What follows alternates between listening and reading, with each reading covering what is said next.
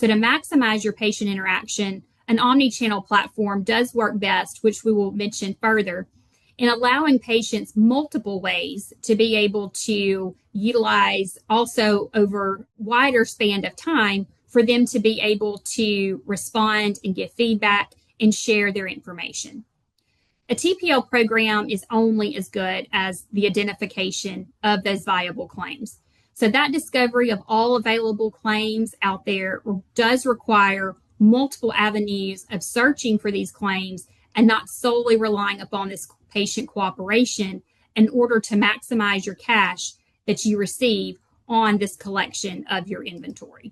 So it's vital to be able to include multiple ways of looking at the inventory and really looking at who's coming in, what are your reasons for treatment, what you're seeing there, looking at all those payers and doing that in multiple ways and having a regular review of that process too.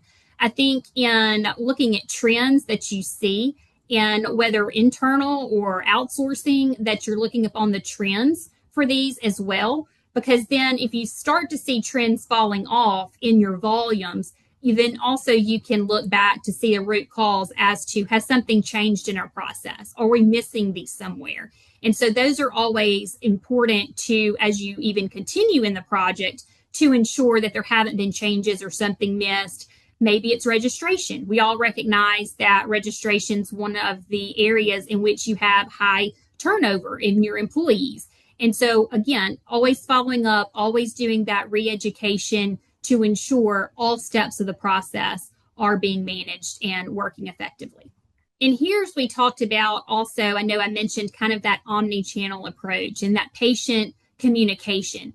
As times change, we all recognize that we kind of have to change as well and continue to review our models and processes to keep up with the changing audience that we're looking to. And in recognizing a large part of TPL is that first hurdle of patient cooperation to even understand why the patient was treated, is there insurance available? We understand that in today's times, most patients, they're just not very responsive to phone calls. They're also leery of who may be contacting them. So data shows us that the majority age groups prefer text and email as their preferred mode of communication. And for the best success, as you can see, multiple communications is what they are looking to see and is what they are most responsive to.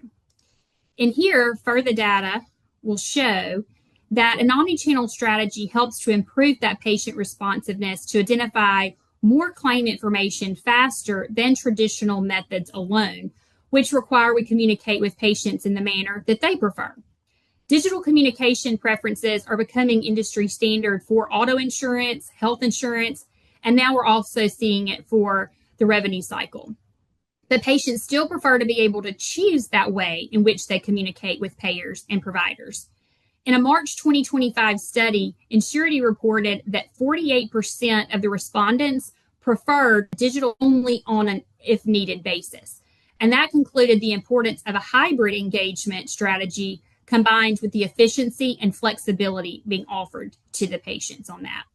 With also brand recognition being very important, ensuring patients up front that they are working with a trusted partner.